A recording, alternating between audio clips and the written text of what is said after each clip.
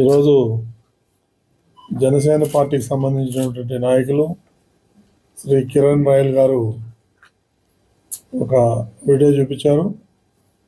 అది అత్యంత దారుణంగా ఉంది. అదేవిధంగా కంప్లైంట్ కూడా చేశారు. అదేంటంటే తిరుమల ఎలా దర్శనం చేసుకోవాలి ఏంటి అనేటువంటి ఒక దేవస్థానం పేరు మీద ఒక డూప్లికేట్ యాప్ ఒకటి తయారు చేశాడు. అది చాలా క్రైమ్ అది.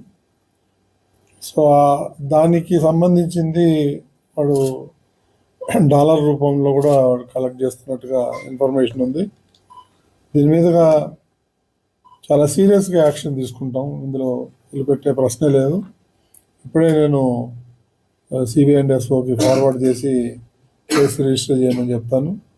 ఏదైనా ఇలాంటివి కూడా ఇంకా ముందు ఏదైనా జరిగితే కూడా తప్పకుండా యాక్షన్ తీసుకుంటాం.